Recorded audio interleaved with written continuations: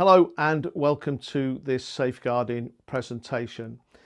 Before we start, I just want to remind you that in today's session we will be talking about safeguarding and child protection. I will be using some examples, some cases, some stories about how children have been mistreated.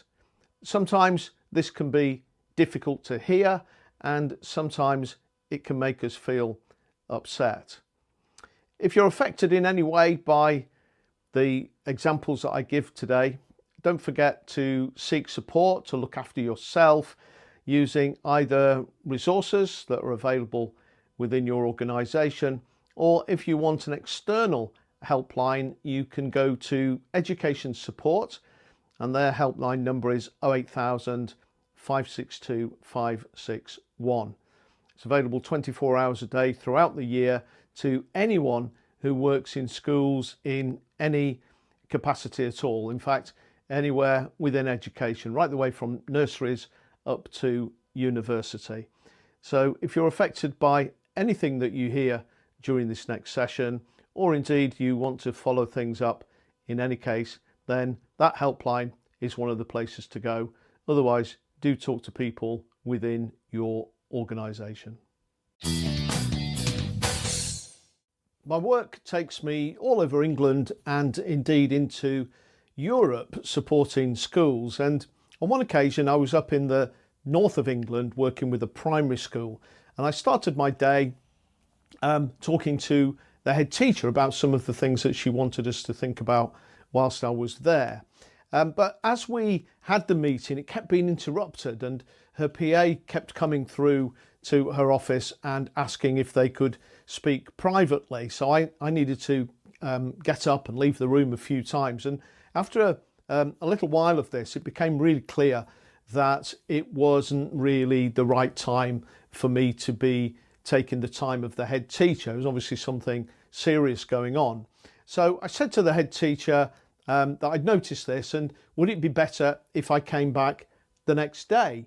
I said, I'm here doing some training tomorrow and I'll be free later in the afternoon if you'd like me to come back. The head teacher looked so relieved and pleased that I'd suggested this, and she said that would be absolutely great. She said tomorrow is the school's Christmas disco. She said if you come back about 4 o'clock, I've got to be here till 7 to do that anyway, so we'll have a chat then. So I left the school, I went off and did some other things. The next day I did the CPD session and I arrived back about 4 o'clock as planned. And when I got back, the head teacher said to me, thank you so much for leaving me yesterday to deal with what was going on. She said we had a really serious incident. 2 of our children had gone missing on the way to school, a year 4 child and a year 2 child. And later in the morning, the police telephoned us to say that the children had been found. A member of the public had called them to say that 2 little children had knocked on their door and asked if they could come in and stay. So the lady had taken them in, she'd given them a glass of squash and she'd phoned the police. Now when the police started to talk to the children about what had happened, that morning the oldest child, a little boy, had woken up, he'd come downstairs and he'd found his mum in a drug-induced stupor. She was addicted to all kinds of different drugs. They were well known to social services, as we say.